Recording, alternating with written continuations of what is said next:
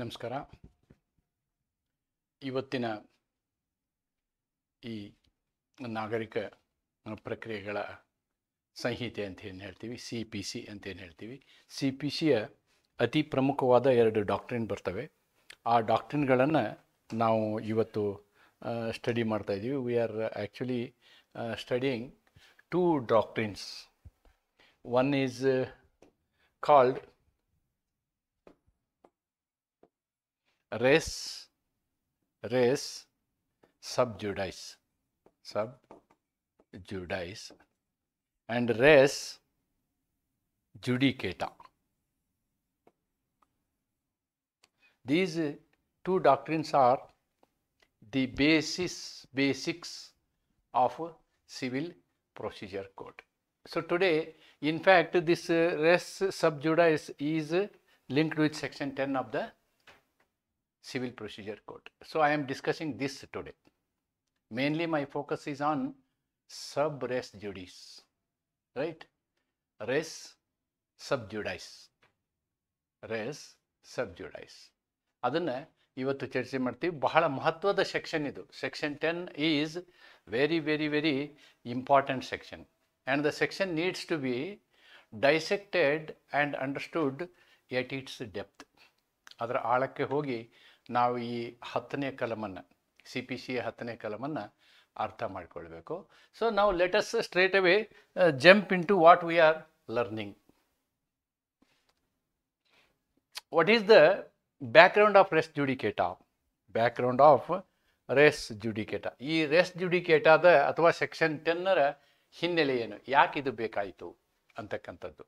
ಎರಡನೇದ್ದು, ಆ section 10 apply ಆಗ್ಬೇಕಂದ್ರೆ ಏನೇನು ಅವಶ್ಯಕತೆ ಇದೆ, ಎಸೆನ್ಷಿಯಲ್ಸ್ ರಿಕ್ವೈರ್ಡ್ ಫಾರ್ ಸೆಕ್ಷನ್ 10, ಮತ್ತು ಸೆಕ್ಷನ್ 10ನ ಉದ್ದೇಶ ಏನು, ಆಮೇಲೆ ಇದರ ಮೇಲೆ ಜುಡಿಷಿಯರಿ ಏನು ಹೇಳಿದೆ, ಇದರ ಮೇಲೆ what judiciary has defined on this, and interim orders under section 10. ಇದರಲ್ಲಿ ಆಂತರಿಕ ಮಧ್ಯಂತರ ಆಜ್ಞೆಗಳು,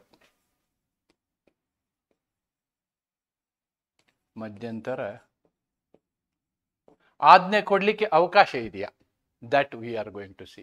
ದೆನ್ ಬೇರೆ ಪ್ರಾವಧಾನಕ್ಕೂ ಇದಕ್ಕೂ ವ್ಯತ್ಯಾಸ ಏನು. ಇನ್ಫ್ಯಾಕ್ಟ್ ಸೆಕ್ಷನ್ 11ಗೂ ಇದಕ್ಕೆ ಏನು ವ್ಯತ್ಯಾಸ ಇದೆ ಅದು ಬಹಳ ಮುಖ್ಯ, ಅದನ್ನು ನೋಡಬೇಕು. ಸೆಕ್ಷನ್ 11 ಈಸ್ ರೆಸ್ ಜುಡಿಕೇಟಾ, ಅದರಲ್ಲಿ ಏನು ಬರುತ್ತೆ. ಆಮೇಲೆ ಇದು ಯಾವುದಕ್ಕೆ ಅಪ್ಲೈ ಆಗೋದಿಲ್ಲ, ಎಕ್ಸೆಪ್ಷನ್ಸ್.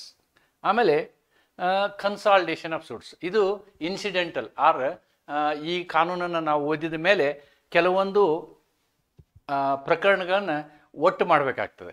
ಅದನ್ನು ಯಾವಾಗ ಮಾಡ್ತೀವಿ ನಾವು, ಮತ್ತು ಅದಕ್ಕೆ ಸಂಬಂಧಪಟ್ಟಂತೆ ಜುಡಿಷಿಯರಿ ಏನು ಹೇಳಿದೆ ಅಂತಕ್ಕಂಥದ್ದು. ಇಷ್ಟೆಲ್ಲ ವಿಷಯ ಇರೋದರಿಂದ ವಿಡಿಯೋ ಸ್ವಲ್ಪ ದೊಡ್ಡದಾಗ್ಬೋದು, ಆದರೆ ನಿಮಗೆ ಹೇಳ್ತೀನಿ, ಈ ಕಾನ್ಸೆಪ್ಟನ್ನು ನೀವು ಒಬ್ಬ ಸಿವಿಲ್ ಲಿಟಿಗಂಟ್ ಆಗಿ ಬಹಳ ಕೂಲಂಕುಷವಾಗಿ ನೋಡಬೇಕು.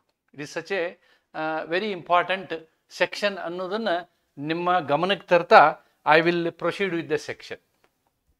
What is section 10? ಒಂದು ಸಣ್ಣದಾಗಿ ಹೇಳಬೇಕು ಅಂತಂದರೆ, ಯಾವುದೇ ಒಂದು ಪ್ರಕರಣ ಒಂದು ನ್ಯಾಯಾಲಯದಲ್ಲಿ ಪರಿಶೀಲನೆಯಲ್ಲಿರುವಾಗ, when a suit is pending in a particular court, then one more suit cannot be tried. ಆ tried ಅನ್ನೋ ವರ್ಡ್ ಅಂಡರ್ಲೈನ್ ಮಾಡಿ.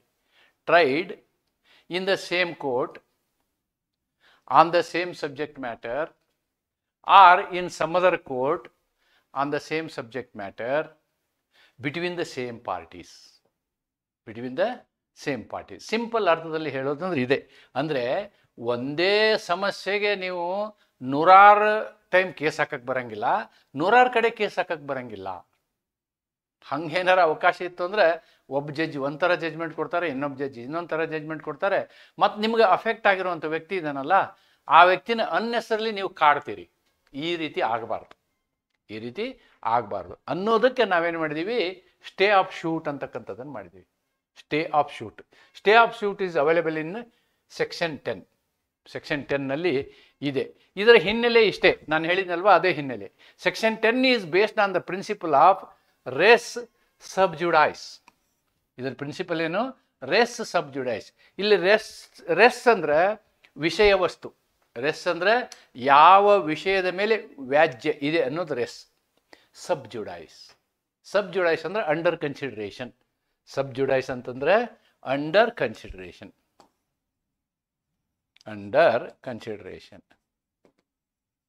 ವಿಚಾರಣೆಯಲ್ಲಿದೆ, ಪರಿಶೀಲನೆಯಲ್ಲಿದೆ ಅನ್ನೋದು ಸಬ್ಜುಡೈಸ್. ರೆಸ್ ಅಂದ್ರೆ ವಿಷಯ, ವಸ್ತು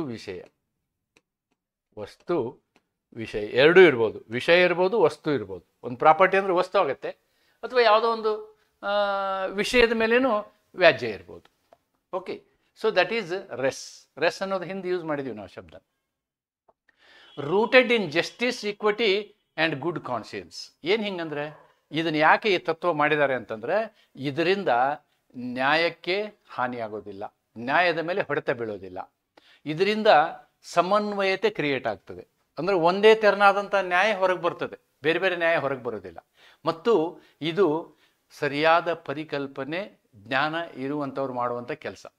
the framers intended to avoid duplication of litigation. ಒಂದೇ ವಿಷಯದ ಮೇಲೆ 10 ಪ್ರಕರಣ ಆಗಬಾರ್ದು. And contradictory judgements. 2-3 ಕಡೆ ಪ್ರಕರಣಗಳು ಟ್ರಯಲ್ ಆದರೆ ಒಬ್ಬೊಬ್ಬ ಜಡ್ಜ್ ಒಂದೊಂದು ಥರ ಜಜ್ಮೆಂಟ್ ಕೊಡ್ಬೋದು. ಆ ಥರದ ದುರಂತಗಳಾಗಬಾರ್ದು ಅಂಥೇಳಿ ನಾವು ರೆಸ್ ಜ್ಯುಡಿಕೇಟ ಮಾಡಿದ್ದೀವಿ. ಆ res judicata is the common law principle in England, which is codified in India under section 10 of the CPC 1908 ಅನ್ನೋದನ್ನು ನಾವು ತಿಳ್ಕೋಬೇಕು. This principle is also seen in English common law. ಅದನ್ನ ಹೇಳಿದ್ನಲ್ಲ ನಾನು, it is seen in English common law and he has been adapted to Indian context in the name of a code. ಇದನ್ನು ನೀವು ಕನ್ನಡದಲ್ಲಿ ಇಲ್ಲಿ ಬರೆದಿದ್ದೀನಿ. ಸಬ್ಜುಡಿಸ್ ಎಂಬ ಲ್ಯಾಟಿನ್ ತತ್ವದ ಮೇಲೆ ಆಧಾರಿತವಾಗಿದೆ. ವಿಚಾರಣೆಯಲ್ಲಿರುವ ವಿಷಯ ಅಂತ. ವಿಚಾರಣೆಯಲ್ಲಿರುವ ವಿಷಯಕ್ಕೆ ನಾವೇನು ಹೇಳ್ಬೋದು? ಸಬ್ ಜುಡೈಸ್ ಅಂತ ಹೇಳ್ಬೋದು. ರೆಸ್ ಸಬ್ ಜುಡೈಸ್. ಇದು ನ್ಯಾಯ, ಸಮಾನತೆ ಮತ್ತು ಉತ್ತಮ ಮನಸ್ಸು ಎಂಬ ತತ್ವಗಳ ಮೇಲೆ ಆಧಾರಿತವಾಗಿದೆ. ಕಾನೂನು ರಚನಾಕಾರರು 2 ಸಲ ವ್ಯಾಜ್ಯಗಳನ್ನು ನಡೆಸುವುದನ್ನು ತಡೆಯಲು ಮತ್ತು ವಿರೋಧಾಭಾಸಿ ತೀರ್ಪುಗಳನ್ನು, ಬೇರೆ ಬೇರೆ ತೀರ್ಪುಗಳು ಬರಬಾರ್ದು, ತಡೆಯಲು ಇದನ್ನು ಸೇರಿಸಿದರು. ಇಂಗ್ಲೀಷ್ ಕಾನೂನಿನ ತತ್ವದ ಮೇಲೆ ಇದು ಇದೆ ಅನ್ನೋದನ್ನು ನಾವಿಲ್ಲಿ ಗಮನಿಸಬೇಕು. ನಾವು what I have done is section 10 itself I have reproduced both in English and Kannada. Section 10 ಹಾಕಿದ್ದೀನಿ. ಇದು ನಿಮ್ಗೆ ಅಷ್ಟೇ ಓದಿದ್ರೆ ಅರ್ಥ ಆಗೋದಿಲ್ಲ. ಇದಕ್ಕೆ ಏನು ಮಾಡಬೇಕು ಅಂತಂದ್ರೆ ನೀವು ಇಡೀ ಲೆಕ್ಚರನ್ನು ನೋಡಬೇಕು. ಆದರೂ ಒಂದ್ಸಲ ಸೆಕ್ಷನ್ 10 ಏನು ಹೇಳುತ್ತೆ ಅನ್ನೋದನ್ನು ಇಲ್ಲಿ ಬರೆದಿದ್ದೀನಿ. ಸೆಕ್ಷನ್ 10ದ ಹೆಡಿಂಗ್ ಇರೋದು ಸ್ಟೇ ಆಫ್ ಶೂಟ್ ಅಂತ. It is stay of suit. No court shall proceed with the trial. ನೋಡಿ, ಟ್ರಯಲ್ ಮಾಡೋ ಹಾಗಿಲ್ಲ. No court should do trial. ಯಾವಾಗ? ಆಫ್ ಎನಿ ಶೂಟ್, ಯಾವುದೇ ಒಂದು ದಾವೆಯಲ್ಲಿ. In which the matter is, ಯಾವ ವಿಷಯದಲ್ಲಿ ಏನು matter is directly and substantially in issue. Directly and substantially in issue. ಅದು ಆ ಶೂಟ್ ಹೇಗಿರಬೇಕು ಅಂತಂದರೆ, ಆ ಶೂಟ್ನಲ್ಲಿ ಬಂದಂತಹ ವಿಷಯ ನೇರವಾಗಿ ಆಗಲಿ, ಪ್ರಮುಖವಾಗಿ ಆಗಲಿ, ಪ್ರೀವಿಯಸ್ಲಿ ಇನ್ಸ್ಟಿಟ್ಯೂಟೆಡ್ ಶೂಟ್, ಅದೇ ವಿಷಯಕ್ಕೆ ಸಂಬಂಧಪಟ್ಟಂತೆ ಇನ್ನೊಂದು ಶೂಟ್ ಆಲ್ರೆಡಿ ಫೈಲ್ ಆಗಿದ್ದರೆ ಫೈಲ್ ಆಗಿರುವಂತಹ ಇನ್ನೊಂದು ಶೂಟಲ್ಲಿ ಏನೇನಿರಬೇಕು? ನೇರವಾಗಿ ಆಗಲಿ, ಪ್ರಮುಖವಾಗಿ ಆಗಲಿ, ಅಲ್ಲಿರ್ತಕ್ಕಂಥ ವಿಷಯಗಳೇ ಇಲ್ಲೇ ಇರಬಾರ್ದು. Number 1, in issue in a previously instituted shoot between same parties. ಮತ್ತು ಆ ಪಕ್ಷಗಳು ಅಂದರೆ ಪ್ಲೇಂಟಿಫು, ಡಿಫೆಂಡೆಂಟು ಅವರೇ ಆಗಿರಬಾರ್ದು, ಅಥವಾ ಅವ್ರ ಏಜೆಂಟ್ ಆಗಿರಬಾರ್ದು. Or between the parties under whom they are claiming or litigating the same title. ಅವರ ರಿಪ್ರೆಸೆಂಟೇಟಿವ್ ಅದೇ ವಿಷಯದ ಮೇಲೆ ಅವರು ಕ್ಲೇಮ್ ಮಾಡ್ತಾ ಇದ್ರೆ ಅದಕ್ಕೆ ಅಂತಹ ಒಂದು ವ್ಯಾಜ್ಯವನ್ನು ಟ್ರಯಲ್ ಮಾಡೋ ಹಾಗಿಲ್ಲ. ನೀವು ಶೂಟ್ ಹಾಕ್ಬೋದು, ಏನು ತೊಂದರೆ ಇಲ್ಲ. Suit is instituted, no problem. But ಅದರ ಚರ್ಚೆಯನ್ನು ಮಾಡೋ ಹಾಗಿಲ್ಲ, ಟ್ರಯಲ್ ಮಾಡೋ ಹಾಗಿಲ್ಲ, ಅದರ ನ್ಯಾಯಿಕ ಪರಿಶೀಲನೆಯನ್ನು ಮಾಡೋ ಹಾಗಿಲ್ಲ. Title where such suit is pending. Pending, ಆ ಪೆಂಡಿಂಗ್ ಇರುವಂಥ ಶೂಟು. ಆಮೇಲೆ ಇವರು ಹೊಸದಾಗಿ ಹಾಕಿರುವಂಥ suit in the same court or ಇದೇ ಕೋರ್ಟಲ್ಲಿ ಇರ್ಬೇಕಂತೇನಿಲ್ಲ, in the same court anywhere in India or even outside India if that courts administration is under the control of India. ದೇಶದ ಹೊರಗಡೆನೂ ಕೋರ್ಟ್ ಇರ್ಬೋದು, ಬಟ್ ಆ ಕೋರ್ಟಿನ ಮ್ಯಾನೇಜ್ಮೆಂಟು ಅಡ್ಮಿನಿಸ್ಟ್ರೇಷನ್ ಯಾರು ಮಾಡಬೇಕು? ಭಾರತವೇ ಮಾಡಬೇಕು. Okay, the same or in any other court in India having jurisdiction, this is also very important, having jurisdiction to grant relief claimed. ಹೊಸ ಸೂಟ್ನಲ್ಲಿ ಏನು ರಿಲೀಫ್ ಕೇಳಿರ್ತಾರೋ ಅದೇ ರಿಲೀಫನ್ನು ಕೊಡುವಂತಹ ನ್ಯಾಯಿಕ ವ್ಯಾಪ್ತಿ ಆ ಹಿಂದಿನ ಶೂಟ್ನ ಎಲ್ಲಿ ಫೈಲ್ ಮಾಡಿರ್ತಾರೆ ಆ ಕೋರ್ಟ್ಗೆ ಇರಬೇಕು. ಇದ್ದಂತಹ ಸಂದರ್ಭದಲ್ಲಿ ಅದನ್ನು ಟ್ರಯಲ್ ಮಾಡೋ ಹಾಗಿಲ್ಲ. Or in any court beyond the limits of India established or continued by central government and having like jurisdiction or even before supreme court, ಅಲ್ಲಿದ್ದರೂ ಕೂಡ ಇದೆ. ಆದರೆ ಇದೇ ಸಿವಿಲ್ ವ್ಯಾಜ್ಯ ಬೇರೆ ಪರದೇಶದ ನ್ಯಾಯದಲ್ಲಿದ್ದರೆ no problem, res sub judice apply ಆಗೋದಿಲ್ಲ. The pendency of a suit in a foreign court does not preclude the courts in India. ಭಾರತದ ಕೋರ್ಟ್ಗಳಿಗೆ ಅದು ರೆಸ್ ಸಬ್ ಜುಡೈಸ್ ಆಗೋದಿಲ್ಲ. ಅಂದರೆ ಫಾರಿನ್ನಲ್ಲಿ ಇರ್ಬೋದು ಕೋರ್ಟು, ಬಟ್ ಇಂಡಿಯನ್ ಕೋರ್ಟ್ ಇರಬೇಕು. ಆದರೆ ಫಾರಿನ್ ಕೋರ್ಟ್ ಆದರೆ ನಮಗೂ ಅದಕ್ಕೂ ಸಂಬಂಧ ಇಲ್ಲ. Then we cannot apply section 10 ಅಂತ ಇದರ ಅರ್ಥ. ಇದರ ಕನ್ನಡ ತರ್ಜುಮೆಯನ್ನು ಇಲ್ಲಿ ಮಾಡಿದ್ದೀನಿ. I have done the translation of Kannada here. ನಾವು ದಿಸ್ ಟ್ರಾನ್ಸ್ಲೇಷನ್ ಲೆಟಸ್ ರೀಡ್. ಯಾವುದೇ ನ್ಯಾಯಾಲಯವು ಈಗಾಗಲೇ ಹೂಡಲಾದ ಮೊಕದ್ದಮೆಯಲ್ಲಿ ನೇರವಾಗಿ ಮತ್ತು ಪ್ರಮುಖವಾಗಿ ಒಳಪಟ್ಟಿರುವ ವಿಷಯ ಮತ್ತೊಂದು ಮೊಕದ್ದಮೆಯಲ್ಲಿಯೂ ವಿಚಾರಣೆಗೆ ಒಳಪಟ್ಟಿದ್ದರೆ ಮತ್ತು ಅದು ಅದೇ ಪಕ್ಷಗಳ ನಡುವೆ ಅಥವಾ ಅವರ ಪ್ರತಿನಿಧಿಗಳ ನಡುವೆ ಅದೇ ಹಕ್ಕಿನ ಆಧಾರದ ಮೇಲೆ ವ್ಯಾಜ್ಯ ನಡೆಯುತ್ತಿದ್ದರೆ ಹಾಗೂ ಅಂತಹ ಮೊಕದ್ದಮೆ ಭಾರತದಲ್ಲಿನ ಅದೇ ಅಥವಾ ಇನ್ಯಾವುದೇ ನ್ಯಾಯಾಲಯದಲ್ಲಿ ಅಥವಾ ಭಾರತ ಮಿತಿಗಳ ಹೊರಗಿರುವ ಕೇಂದ್ರ ಸರ್ಕಾರ ಸ್ಥಾಪಿಸಿದ ಅಥವಾ ಮುಂದುವರಿಸಿದ ಮತ್ತು ಸಮಾನ ನ್ಯಾಯಾಧಿಕರಣವಿರುವ ನ್ಯಾಯಾಲಯದಲ್ಲಿ ಅಥವಾ ಸುಪ್ರೀಂ ಕೋರ್ಟ್ನಲ್ಲಿ ಬಾಕಿ ಇದ್ದರೆ ಅಂತಹ ಎರಡನೆಯ ಮೊಕದ್ದಮೆಯನ್ನು ವಿಚಾರಣೆ ಮಾಡಲು ಮುಂದಾಗಬಾರದು. That can not be tried. Case can be filed but that can not be tried. ಆದರೆ ಇದು ವಿದೇಶಿ ನ್ಯಾಯಾಲಯಕ್ಕೆ ಅನ್ವಯ ಆಗೋದಿಲ್ಲ. This is what is the section. ಇದು ಒಂದೇ ಸೆಕ್ಷನ್ ಮೇಲೆ ನಿಮಗೆ 10 ಮಾರ್ಕ್ಸಿನ ಪ್ರಶ್ನೆ ಬರ್ತವೆ. You can get question of 10 marks. Therefore, this is 16 marks, sorry, for new syllabus. Now, let us dissect the section. ಏನು ಹೇಳುತ್ತೆ ಈ ಸೆಕ್ಷನ್ ಅನ್ನೋದನ್ನು ವಿವರವಾಗಿ ನೋಡೋಣ. ಇದರ ಅಗತ್ಯ ಅಂಶಗಳೇನಿದ್ದಾವೆ.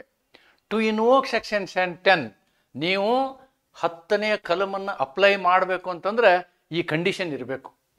There are certain conditions. There must be two suits. 2 ದಾವೆಗಳಿರಬೇಕು. ಒಂದು ಮೊದಲನೇ ದಾವೆ, ಒಂದು ನಂತರದ ದಾವೆ. First condition, 1 earlier shoot, another later shoot. Both must be in Indian courts having jurisdiction. ಅವು ಎಲ್ಲಿರಬೇಕು? ಭಾರತೀಯ ನ್ಯಾಯಾಲಯದಲ್ಲಿರಬೇಕು. ಅದು ಹೊರಗಡೆ ಇರ್ಬೋದು, ಭಾರತದಲ್ಲೇ ಇರ್ಬೋದು, ಆದರೆ jurisdiction ಇರಬೇಕು. ಅಂದರೆ ಎರಡನೆಯ ಪ್ರಕರಣದಲ್ಲಿ ಕೊಟ್ಟಂತಹ ಏನು ಪರಿಹಾರಗಳನ್ನು ಕೇಳ್ತಾರಲ್ಲ, ಆ ಪರಿಹಾರಗಳನ್ನು ಈಡೇರಿಸುವಂತಹ ನ್ಯಾಯಿಕ ವ್ಯಾಪ್ತಿ ಮೊದಲನೇ ಕೋರ್ಟಲ್ಲಿ ಇರಬೇಕು. Number 2, matter in issue must be directly and substantially same. ನೋಡಿ, ಅದು ನೇರವಾಗಿ ಅಥವಾ ಪ್ರಮುಖವಾಗಿ ಏನಾಗಿರಬೇಕು? ಆ ವಸ್ತು ವಿಷಯ ಏನಿರಬೇಕು ಅದೇ ಇರಬೇಕು. ಅಂದರೆ ವ್ಯಾಜ್ಯದ ವಿಷಯ, ದಾವೆಯ ವಿಷಯ ಒಂದೇ ಆಗಿರಬೇಕು. ಮಿಯರ್ ಇನ್ಸಿಡೆಂಟಲ್ ಸಿಮಿಲಾರಿಟಿ, ಸುಮ್ಮನೆ ಅದಕ್ಕೂ ಇದಕ್ಕೂ ಸಂಬಂಧ ಏನೋ ಸಿಮಿಲಾರಿಟಿ ಇದ್ರಲ್ಲ. The subject matter should be common, not just facts. Common ಒಂದೇ ಇರಬೇಕು. ಓಕೆ, ನೇರವಾಗಿ ಮತ್ತು ಮುಖ್ಯವಾಗಿ ಒಂದೇ ಆಗಿರಬೇಕು. ಪರೋಕ್ಷವಾಗಿದ್ದರೆ ಬರೋದಿಲ್ಲ. ಇದು ಎರಡನೇ condition. What is the third condition? ಪಕ್ಷಗಾರರು ಅವರೇ ಇರಬೇಕು. ಯಾರಿರಬೇಕು? ಸೇಮ್ ಪರ್ಸನ್ಸ್ ಇರಬೇಕು, ಸೇಮ್ ಪಾರ್ಟೀಸ್ ಅಥವಾ ಅವರ ರಿಪ್ರೆಸೆಂಟೇಟಿವ್ ಇರಬೇಕು. Section 10 covers successors, heirs, legal representatives. ನೋಡಿ, ಅದೇ ಪಾರ್ಟಿಗಳು ಅವ್ರ ರಿಪ್ರೆಸೆಂಟೇಟಿವ್ ಅಂದ್ರೆ ಅವ್ರ ಸಕ್ಸೆಸರ್, ಲೀಗಲ್ ಹೇರ್ಸ್ ಇರ್ಬೋದು, ಎಲ್ಲಾರು ಅಂತೀವಿ ನಾವು ಲೀಗಲ್ ರಿಪ್ರೆಸೆಂಟೇಟಿವ್, ಅಥವಾ ಸಕ್ಸೆಸರ್ಸ್ ಇರ್ಬೋದು, ಅವ್ರಿಗೂ ನಾವು ಸೇಮ್ ಪಾರ್ಟಿ ಅಂತಲೇ ಡಿಫೈನ್ ಮಾಡ್ತೀವಿ. ಆಮೇಲೆ ಲಿಟಿಗೇಟಿಂಗ್ ಅಂಡರ್ ದ ಸೇಮ್ ಟೈಟಲ್, ಅವ್ರದ್ದು ವ್ಯಾಜ್ಯ ಅದೇ ಟೈಟಲ್ ಇರಬೇಕು, ಸಿವಿಲ್ ಸೂಟೇ ಇರಬೇಕು. ಕ್ರಿಮಿನಲ್ ಸೂಟ್ ಇದ್ರೆ ಅದು ರೆಸ್ಟ್ ಜ್ಯುಡಿಕೇಟ್ ಆಗಿ ಬರೋದಿಲ್ಲ. ಈಗ ಡಿಫಾಮೇಷನ್ ಕೇಸ್ ತಗೊಳ್ಳಿ, ಒಂದು ಸಿವಿಲ್ ಸೂಟ್ ಇರುತ್ತೆ, ಒಂದು ಕ್ರಿಮಿನಲ್ ಸೂಟ್ ಇರುತ್ತೆ. Therefore title is not same, title is not same. Plaintiff suing as the owner in one case and as trustee in another. ನೋಡಿ, ಅಲ್ಲಿ ಸೇಮ್ ಟೈಟಲ್ ಆಗಲ್ಲ, ಅಲ್ಲಿ same title ಆಗಲ್ಲ. ನೀವು ಆ ಹಕ್ಕಿಗೆ ಯಾವ ರೀತಿ ಬಾಧ್ಯಸ್ಥರು ಅನ್ನೋದೇನಿರಬೇಕು, ಸೇಮ್ ಇರಬೇಕು. ಅಲ್ಲಿಯೂ ಅದೇ ರೀತಿ ನೀವು ಹಕ್ಕನ್ನು ಪ್ರತಿಪಾದಿಸುವಂಥ ವ್ಯಕ್ತಿತ್ವ ಆಗಿರಬೇಕು, ಇಲ್ಲಿಯೂ ಅದೇ ಹಕ್ಕನ್ನು ನೀವು ಪ್ರತಿಪಾದಿಸುವಂಥ ವ್ಯಕ್ತಿ ಆಗಿರಬೇಕು. ನೋಡಿ, ಒಂದು ಕಡೆ ಪ್ಲೇಂಟಿಫ್ ಪರ್ಸನಲ್ ಕೆಪಾಸಿಟಿಯಲ್ಲಿ ಕೇಸ್ ಹಾಕ್ತಾನೆ, ಇನ್ನೊಂದು ಕಡೆ ಅದೇ ಪ್ಲೇಂಟಿಫ್ ಟ್ರಸ್ಟಿ ಅಂತ ಹಾಕ್ತಾನೆ. Trustee is a different person. If I am trustee for some firm, right, or trust, that is a different role. I have got double role. ನನ್ನ ಪರ್ಸನಲ್ ರೋಲ್ ಬೇರೆ, ನಾನು trustee ಆಗಿರುವ ರೋಲ್ ಬೇರೆ, ಎರಡೂ ಒಂದೇ ಆಗಲ್ಲ, ಟೈಟಲ್ ಒಂದೇ ಆಗಲ್ಲ. ಅವಾಗ ಪಕ್ಷಗಳು ಅದೇ ಹಕ್ಕು ಅಥವಾ ಹುದ್ದೆಯ ಆಧಾರದ ಮೇಲೆ ವ್ಯಾಜ್ಯ ನಡೆಸಬೇಕು. ಇವು ಏನಾಗ್ತವೆ ಅಂತಂದ್ರೆ this becomes essential. And another essential, earlier shoot must be pending. ಮೊದಲೇ ಇದ್ದಂತಹ ದಾವೆ ಇದೆಯಲ್ಲ, ಅದು ಇನ್ನೂ ಅದರ ಚರ್ಚೆ ನಡೀತಾ ಇರಬೇಕು. ದಾವೆಯ ವಿಚಾರಣೆ ಹಂತದಲ್ಲಿರಬೇಕು. It is under consideration. Competency is both about jurisdiction and relief claimed. Earlier suit must be pending in a competent court. What does it mean? ಮೊದಲನೇ ನ್ಯಾಯಾಲಯ ಹೆಂಗಿರಬೇಕು ಅಂತಂದ್ರೆ, ಎರಡನೇ ಸ್ಯೂಟಲ್ಲಿ ನೀವು ಏನು ಕೇಳಿದಿರಿ ಅದರ ಪರಿಹಾರವನ್ನು ಕೊಡುವಂತಹ ನ್ಯಾಯಿಕ ವ್ಯಾಪ್ತಿ ಮೊದಲನೇ ನ್ಯಾಯಾಲಯದಲ್ಲಿ ಇರಬೇಕು. That is the meaning. Competent court ಅಂದರೆ ಎರಡನೇ ನ್ಯಾಯಾಲಯದಲ್ಲಿ ನೀವು ಪರಿಹಾರ ಕೇಳಿರ್ತೀರಿ. ಮೊದಲನೇ ನ್ಯಾಯಾಲಯದ ಮುಂದೆ ಅದು ಅಕಸ್ಮಾತ್ ಹೋಗಿದ್ರು ಅದೇ ಪರಿಹಾರ ಕೊಡುವಂತಹ ನ್ಯಾಯಿಕ ವ್ಯಾಪ್ತಿ, ಜ್ಯೂರಿಸ್ಡಿಕ್ಷನ್ ಯಾರಿಗಿರಬೇಕು, ಮೊದಲನೇ ನ್ಯಾಯಾಲಯಕ್ಕೆ ಇರಬೇಕು. Then trial. ನೋಡಿ, what is the stayed is not the suit. You can file a suit, ನಿಮಗೆ ನಂಬರ್ ಸಿಗ್ತದೆ, ಶೂಟ್ ನಂಬರ್ ಸಿಗ್ತದೆ, you will get that application number register ಮಾಡ್ಬೋದು, ಕೇಸ್ ರಿಜಿಸ್ಟರ್ ಮಾಡ್ಬೋದು, there is no problem at all. But ಆ court ಆ ಮೊದಲನೆಯ ಕೋರ್ಟನ್ನು ನಿರ್ಲಕ್ಷ್ಯ ಮಾಡಿ ವಿಚಾರಣೆ ಮಾಡುವ ಸಾಧ್ಯತೆ ಇಲ್ಲ, ಮಾಡೋಕ್ಕಾಗಲ್ಲ. It cannot do. Section 10 does not prohibit filing of a second suit. ನೀವು ಎರಡನೇ ಶೂಟ್ ಹಾಕ್ಬೇಡ ಅಂತ ಹೇಳಲ್ಲ ಸೆಕ್ಷನ್ 10. ಅದು ಏನು ಹೇಳುತ್ತೆ ಅಂದರೆ, ಹಾಕ್ಕೊಳ್ಳಿ ನೀವು, ನಾವು ಅದರ ಟ್ರಯಲ್ ನಡೆಸಲ್ಲ. ಎರಡನೇ ಕೋರ್ಟು ಅಥವಾ ಎರಡನೇ ಶೂಟು ಅದೇ ಕೋರ್ಟಲ್ಲಿರಲಿ, ನಾವು ಮೊದಲೇ ಇದನ್ನು ಮುಗಿಸ್ತೀವಿ, ಅಲ್ಲಿ ತನಕ ಇದನ್ನು ನಾವು ಮುಟ್ಟಲ್ಲ ಅಂಥೇಳಿ ಹೇಳ್ಬೋದು. It only suspends the trial. ಕೇವಲ ಟ್ರಯಲ್, ವಿಚಾರಣೆಯನ್ನು ಮಾತ್ರ, ಮೊಕದ್ದಮೆ ಹೂಡುವುದನ್ನು ತಡೆಯುವುದಿಲ್ಲ, ವಿಚಾರಣೆಯನ್ನು ಮಾತ್ರ ತಡೆ ಹಿಡಿಯುತ್ತದೆ. ವಿಚಾರಣೆಯನ್ನು ಮಾತ್ರ ಅದಕ್ಕೆ ಸ್ಟೇ ಆಫ್ ಶೂಟ್ ಅಂತ ಹೇಳ್ತೀವಿ. ಹೆಡಿಂಗನ್ನು ನಾವೇನು ಬರ್ತೀವಿ, ಇದ್ರ ಹೆಡಿಂಗನ್ನು ಸ್ಟೇ ಆಫ್ ಶೂಟ್ ಅಂತ ಬರ್ತೀವಿ. Section 10 stay of shoot. Section 10 ಇದ್ರ ಹೆಡಿಂಗ್ ಏನಿದೆ ಅಂದರೆ ಸ್ಟೇ ಆಫ್ ಶೂಟ್. ನಾವು ಶೂಟ್ನ ರಿಜಿಸ್ಟರ್ ಮಾಡ್ಕೋತೀವಿ, ಆದರೆ ಅದರದ್ದು ವಿಚಾರಣೆ ಮಾಡೋದಿಲ್ಲ ಅಂತ. ಇದರ ಉದ್ದೇಶ ಏನು? ಅಕಸ್ಮಾತ್ ಮಾಡಿಕೊಂಡ್ರೆ ಬೇರೆ ಬೇರೆ ತೀರ್ಪುಗಳು ಬರ್ಬೋದು. ಇವು ಮಲ್ಟಿಪ್ಲಿಸಿಟಿ ಆಫ್ ಶೂಟ್ ಮಾಡೋದ್ರಿಂದ ಕೋರ್ಟಿಗೆ ಕೆಲಸ ಜಾಸ್ತಿ ಆಗ್ತದೆ. It will create a burden. ಅನವಶ್ಯಕ ಮೊಕದ್ದಮೆಗಳಾಗ್ತವೆ. ಆಮೇಲೆ ಇದು ನ್ಯಾಯಾಲಯದ ಟೈಮನ್ನು ಉಳಿಸ್ತದೆ. It will save the time of the court. Protect parties from harassment. ನೋಡಿ, ಈಗ ಯಾರೋ ದುಡ್ಡಿದ್ದವ್ರು ಇದ್ದೀರಿ, ನೀವು ಕೇಸ್ ಮೇಲೆ ಕೇಸ್ ಹಾಕೊಂಡೋದ್ರೆ ಬಡವ ಏನು ಮಾಡ್ತಾನೆ? ಸೊ ನಿಮ್ಮ ವಿರುದ್ಧ ಪಾರ್ಟಿಯ ರಕ್ಷಣೆ ಮಾಡ್ತದೆ ಇದು. ಕೇಸ್ ಹಾಕೋರಿಗೇನು ದುಡ್ಡಿದ್ದವ್ರು ಹಾಕ್ತಾರೆ. But what about the person who is poor fellow? Can he face all the cases for one matter one case ಅನ್ನೋದು ಇದರ ಉದ್ದೇಶ. ಅದು ವಿರೋಧಾಭಾಸಿ ತೀರ್ಪುಗಳನ್ನು ತಪ್ಪಿಸುತ್ತದೆ, ಅನಾವಶ್ಯಕ ಮೊಕದ್ದಮೆಗಳನ್ನು ತಡೆಯುತ್ತದೆ, ನ್ಯಾಯಾಲಯದ ಸಮಯವನ್ನು ಉಳಿಸುತ್ತದೆ, ಪಕ್ಷಗಳನ್ನು ಅನಗತ್ಯ ತೊಂದರೆಯಿಂದ ರಕ್ಷಿಸುತ್ತದೆ ಅನ್ನೋದನ್ನು ನಾವು ಇದರ ಉದ್ದೇಶ ಅಂತ ಹೇಳ್ಬೋದು. ರೈಟ್. ದೆನ್ ಇದಕ್ಕೆ ಒಂದೆರಡು ಸಿಂಪಲ್ ಉದಾಹರಣೆಗಳನ್ನು ಕೊಟ್ಟಿದ್ದೀನಿ. those examples you can see here. A sues B for the ownership of property in Bangalore Civil Court. Later, B sues A for the same property in Mysore Civil Court. ನೋಡಿ, ನೀ ಬೆಂಗಳೂರಲ್ಲಿ ಹಾಕಿದೆಯಾ, ನಾನು ಮೈಸೂರಲ್ಲಿ ಹಾಕ್ತೀನಿ ಅಂತ ಆಗ್ತಾನೆ. But shoot is same, ownership the subject matter is same. ಇವನು ownership ಬಗ್ಗೆ ಹಾಕ್ತಾನೆ, ಆಮೇಲೆ ಬಿನು ಏನು ಮಾಡ್ತಾನೆ, ಇವನು ಅದೇ ಪ್ರಾಪರ್ಟಿ ಮೇಲೆ ಕೇಸ್ ಹಾಕ್ತಾನೆ. Right? The second shoot must be stayed under section 10. ಆದ್ದರಿಂದ ಏನಾಗುತ್ತೆ, ಎರಡನೇ ಶೂಟು ಏನಾಗುತ್ತೆ, ಸ್ಟೇ ಆಗುತ್ತೆ, ಆಟೋಮೆಟಿಕ್ ಸ್ಟೇ ಆಗುತ್ತೆ. ಸೆಕ್ಷನ್ 10 ಅವರು ಇನ್ವೋಕ್ ಮಾಡಿಬಿಟ್ರೆ ಅದು ಸ್ಟೇ ಆಗುತ್ತೆ. A shoes B for rent arrears. ನೋಡಿ, ಎ ಏನು ಮಾಡ್ತಾನೆ, ಬಿನ ಬಾಡಿಗೆಗಾಗಿ ಕೇಸ್ ಹಾಕ್ತಾನೆ. B shoes A for damage in tort, damages in tort. ಇವ ಏನು ಮಾಡ್ತಾನೆ, ಟಾರ್ಟ್ ನೆಗ್ಲಿಜೆನ್ಸ್ಗೆ ಹಾಕ್ತಾನೆ. Section 10 not applicable here. ಯಾಕೆ ಅಂತಂದರೆ ಎ ಏನು ಮಾಡ್ದ, ಬಾಡಿಗೆ ಕೊಡೋನು ಶೂಟ್ ಹಾಕ್ದ, ಆಯಿತಾ. ಬಿ ಏನು ಮಾಡ್ತಾನೆ, ಅವನು ನನ್ನ ಪಕ್ಕದ ಮನೆಯಲ್ಲೇ ಇದ್ದಾನೆ ಓನರು, ನನಗೆ ಯಾವಾಗಲೂ ತೊಂದರೆ ಕೊಡ್ತಾನೆ ಅಂತ ಇವ ಕೇಸ್ ಹಾಕ್ದ. They are different cases, they are different cases, tit for tat case. ಆದರೆ ಇದು ಸೆಕ್ಷನ್ 10 ಅಡಿಯಲ್ಲಿ ಬರಲ್ಲ, ಇದಕ್ಕೆ ಸ್ಟೇ ಆಗೋದಿಲ್ಲ, ಇಂಥ ಪ್ರಕರಣಕ್ಕೆ ಸ್ಟೇ ಆಗೋದಿಲ್ಲ. ರೈಟ್?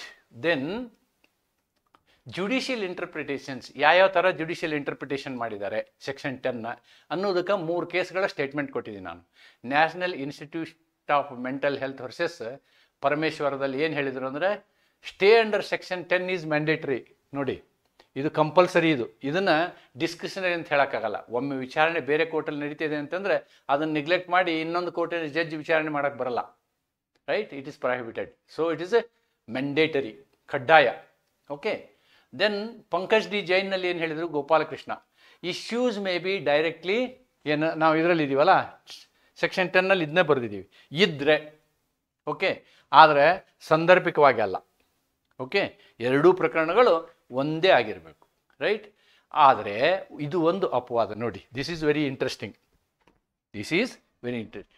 ಸ್ಟೇ ಕೊಟ್ಟರೂ ಕೂಡ ಮಧ್ಯಂತರ ಆಜ್ಞೆಗಳನ್ನ ಕೊಡ್ಬೋದು ಸೆಕ್ಷನ್ 10ನಲ್ಲಿ. ಅಂದರೆ ಸೆಕೆಂಡ್ ಶೂಟಲ್ಲಿ interim order is permitted. That is the interim orders can still be granted in subsequent cases. ಯಾಕೆ ಅನ್ನೋದನ್ನು ನಾನು ಮುಂದೆ ಹೇಳ್ತೀನಿ, ಮುಂದೆ ಹೋಗ್ತಾ I will explain that. Right?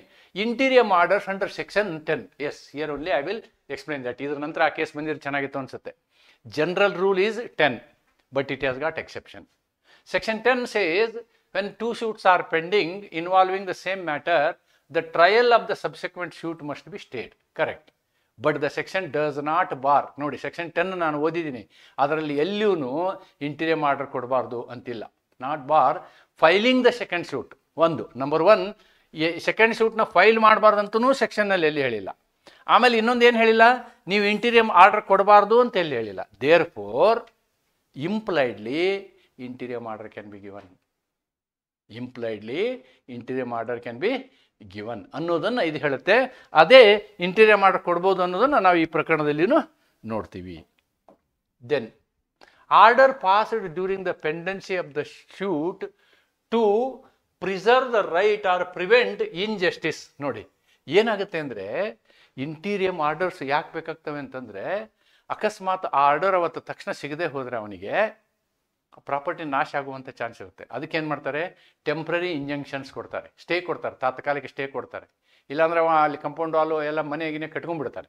Appointment of ರಿಸೀವರ್ನ appointment ಮಾಡೋದು, ಅಥವಾ ಅಟ್ಯಾಚ್ಮೆಂಟ್ ಬಿಫೋರ್ ಕೋರ್ಟ್, ಅಥವಾ ಸ್ಟೇ ಆಫ್ ಎಕ್ಸಿಕ್ಯೂಷನ್. ಇಂಥ ಪ್ರಕರಣಗಳಲ್ಲಿ ಏನಾಗುತ್ತೆ ಅಂದರೆ ಆರ್ಡರ್ ಇಶ್ಯೂ ಮಾಡ್ಬೋದು ಅಂತ. ಪ್ರಕರಣಗಳ ಡೀಟೇಲ್ಸ್ ಹೋಗ್ತಾ ಹೋಗ್ತಾ ನೋಡ್ತೀವಿ ನಾವು. I am not going to the details of all that. ವಿಚಾರಣೆ ನಿಲ್ಲಿಸದಿದ್ದರೂ ಸಹ ಕೋರ್ಟ್ ತಾತ್ಕಾಲಿಕ ಪರಿಹಾರಗಳನ್ನು ನೀಡಬಹುದು. ಇಲ್ಲದಿದ್ದರೆ ಪಕ್ಷಗಳಿಗೆ ಅಪರಿಹಾರ ಹಾನಿ ಉಂಟಾಗಬಹುದು, ಅಂದರೆ ಇನ್ಜಸ್ಟಿಸ್ ಆಗ್ಬೋದು ಅಂತ. ದೆನ್ ಇದರ ವ್ಯತ್ಯಾಸಗಳು ಇಲ್ಲೂ ಕೂಡ ನೀವು ಇದಕ್ಕೆ ಬಹಳ ಮಹತ್ವ ಕೊಡಬೇಡಿ, ಆದರೆ ಇದನ್ನು ಆ್ಯಸ್ ಎ ನೋಟ್ಸ್ ನೀವು ಬರೆದಿಟ್ಕೊಂಡಿರ್ಬೇಕು. ನಾವು ಹೋಗ್ತಾ ಹೋಗ್ತಾ ನಿಮ್ಗೆ ಇದು ಗೊತ್ತಾಗುತ್ತೆ. ಯಾಕೆ ಅಂದರೆ here I have not discussed you section 11. Section 10 ಏನು ಹೇಳುತ್ತೆ, it is talking about the cases which are pending. Section 11 ಏನು ಹೇಳುತ್ತೆ ಅಂತಂದರೆ, ರೇಸ್ ಜುಡಿಕೇಟ ಅಂತೀವಿ ನಾವು ಇದಕ್ಕೆ. ರೇಸ್ ಜುಡಿಕೇಟ, ಕೆಲವು ಜನ ಜುಡಿ ಕಾಟಾನು ಅಂತಾರೆ, ಜುಡಿ ಕಾಟ. ರೆಸ್ ಜುಡಿಕಾಟ ಅಂದರೆ ಏನಂದರೆ ಒಮ್ಮೆ ನಿರ್ಧರಿಸಿದ ಪ್ರಕರಣದ ಮೇಲೆ ಮತ್ತೆ ಕೇಸ್ ಹಾಕೋಕ್ಕಾಗಲ್ಲ ಅಂತ. That will discuss separately in detail. Then section 10ನಲ್ಲಿ ಆರ್ಡರ್ ಟು ರೂಲ್ 2 ಏನು ಹೇಳುತ್ತೆ ಅನ್ನೋದನ್ನು ಇಲ್ಲಿ ನೋಡ್ತೀವಿ ನಾವು. Section 10 prevents all parallel proceedings. ಆದರೆ ಆರ್ಡರ್ ಟು ರೂಲ್ 2 ಏನು ಹೇಳುತ್ತೆ ಅಂದರೆ ಯಾವುದೇ ಕ್ಲೇಮ್ಗಳನ್ನು ಸ್ಪ್ಲಿಟ್ ಮಾಡಬಾರ್ದು ಅಂತ ಹೇಳುತ್ತೆ. ಕ್ಲೇಮ್ಗಳನ್ನು ಸ್ಪ್ಲಿಟ್ ಮಾಡಬಾರ್ದು ಅಂತ ಹೇಳುತ್ತೆ. Okay, so this is what is about section 10.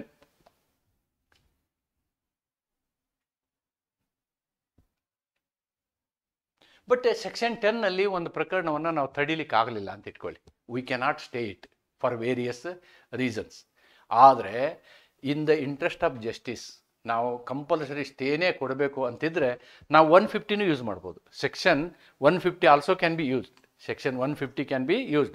If Section 10 does not apply, courts may use inherent powers to stay proceedings in the interest of justice, and that is available in Section 151.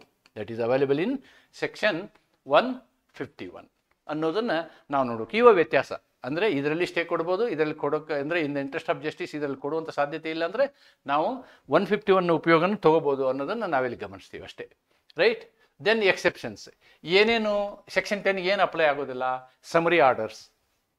Summary order ಅಂದರೆ ಜಾಸ್ತಿ ವಿಚಾರಣೆ ಮಾಡಲ್ಲ, ಏನು record ಇರುತ್ತೋ ಅದನ್ನು ನೋಡಿಬಿಟ್ಟು ಒಂದು order ಕೊಡ್ತೀವಿ. Suits under special acts may not be covered. Special act suits ಅಂದರೆ ಅದಕ್ಕೆ ಬೇರೆ ಕಾನೂನು ಇರುತ್ತೆ. If reliefs are different though facts overlap section 10 may not apply. ಅಂದರೆ ಇಲ್ಲಿ ಕೇಳಿದಂತಹ ಪರಿಹಾರ ಅಲ್ಲಿಯ ಪರಿಹಾರ ಬೇರೆ ಬೇರೆ ಆಗಿದ್ದರೆ ಸೆಕ್ಷನ್ 10 ಅಪ್ಲೈ ಮಾಡೋಕ್ಕೆ ಆಗೋದಿಲ್ಲ. ಈ ಒಂದು ಕೆಲವೊಂದು ಎಕ್ಸೆಪ್ಷನ್ಸ್ ಇದ್ದಾವೆ ಅನ್ನೋದನ್ನು ನೀವು ನೋಡಬೇಕು. Then consolidation of suits. Consolidation of suits, yes. ಹಿಂಗೆ ಮಲ್ಟಿಪಲ್ ಕೇಸ್ ಆದಾಗ ಏನಾಗುತ್ತೆ ಅಂತಂದರೆ ಕೋರ್ಟು ಎಲ್ಲವನ್ನು ಒಂದೇ ಕಡೆ ತರೋದು ಒಳ್ಳೆಯದು ಅಂತ ಅನಿಸುತ್ತೆ. ಆವಾಗ it will use the power of section 151. Consolidation means combining 2 or more shoots into one for the sake of convenience. For the sake of ಅಂದರೆ ಎಲ್ಲಾನು ಸೇರಿಸಿ ಒಂದೇ ಕಡೆ ತಂದು ವಿಚಾರ ಮಾಡೋ ಉದ್ದೇಶದಿಂದ ಮಾಡುವಂಥದ್ದಕ್ಕೆ ನಾವೇನಂತೀವಿ? ಕನ್ಸಾಲಿಡೇಷನ್ ಅಂತೀವಿ. ಕೆಲವೊಮ್ಮೆ ಆ ಸೆಕ್ಷನ್ 10 ಅಪ್ಲೈ ಮಾಡೋದು ಕಷ್ಟ ಆಗ್ಬೋದು. ಆವಾಗ ಅವ್ರು ಏನು ಮಾಡ್ತಾರೆ? ಸೆಕ್ಷನ್ 151 ಯೂಸ್ ಮಾಡ್ತಾರೆ. ಇದು ನಾನು ಇಲ್ಲಿ ಸ್ಟೇಗೆ ಅಂತ ಹೇಳಿದೆ. It is not for stay. I have told you somewhere it is not for stay, it is for consolidation. ಇದನ್ನು ಕನ್ಸಾಲಿಡೇಷನ್ ಮಾಡೋದಕ್ಕೋಸ್ಕರ ಉಪಯೋಗ ಮಾಡ್ತೀವಿ ಅಂತ ಅದನ್ನು ಇಲ್ಲಿ ಬರೆದಿದ್ದೀನಿ ನಾನು. Consolidation means combining 2 or more shoots into one for the sake of convenience to avoid conflicting decisions and save judicial time. This power is not there in Section 10. ಆದರೆ instead courts derive it from section 151. Section 151 ಹೇಳುವಾಗ ಮತ್ತೆ ನಾನು ಇದನ್ನು ಹೇಳ್ಬೋದು, but ಇದಕ್ಕೆ relation ಇರೋದ್ರಿಂದ ಹೇಳ್ತಾ ಇದ್ದೀನಿ. Sometimes order 4 rule 1 and order 23 are also used. Procedural efficiency. Anyhow, these details also I am not going to discuss at this point in time. Right? So, judicial view ಈ ವಿಷಯದ ಮೇಲೆ ಅಂದರೆ consolidation ಮಾಡೋ ವಿಷಯದ ಮೇಲೆ ಜುಡಿಷಿಯರಿ ಏನು ಹೇಳುತ್ತೆ ಅಂದರೆ it verifies section 10 also, it verifies section 151 also. Judiciary ನ್ಯಾಯಿಕ ವ್ಯಾಖ್ಯಾನ ಏನಿದೆ ಅಂತಂದರೆ ಸೆಕ್ಷನ್ 10 ಪ್ರಕಾರ ಸ್ಟೇ ಆಫ್ ಸಬ್ಸೆಕ್ವೆಂಟ್ ಶೂಟ್. ನಾವು ನಂತರದ ಪ್ರಕರಣವನ್ನು ಮಾತ್ರ ನಾವೇನು ಮಾಡ್ಬೋದು? ತಡೆ ಹಿಡಿಬೋದು. ಆದರೆ ಕನ್ಸಾಲಿಡೇಷನ್ ಆಫ್ ಶೂಟ್ಸ್ ಏನು ಹೇಳುತ್ತೆ? Courts power, it is a discretionary ವಿವೇಚನಾ ಅಧಿಕಾರ ಯಾವುದದ್ದು? ನ್ಯಾಯಾಲಯದ್ದು. ಏನು ಅದು 151 ಯೂಸ್ ಮಾಡಿ ಆ ರೀತಿ ಮಲ್ಟಿಪ್ಲಿಸಿಟಿ ಇರುವಂಥ ಎಲ್ಲ ಪ್ರಕರಣಗಳನ್ನ ಒಂದೇ ಕಡೆ ಸೇರಿಸ್ಬೋದು ಅನ್ನುವ ಏನು ವ್ಯಾಖ್ಯಾನವನ್ನು ಮಾಡಿದೆ. ಯಾವ ಸಂದರ್ಭದಲ್ಲಿ ಅವರ ಅವಶ್ಯಕತೆ ಇದೆ ಅಂದಾಗ ಆ ಅವಶ್ಯಕತೆ ಇದೆಯೋ ಇಲ್ಲವೋ ಎನ್ನುವುದನ್ನು ನಿರ್ಧರಿಸುವ ಅಧಿಕಾರ ನ್ಯಾಯಾಲಯಕ್ಕಿರುತ್ತೆ.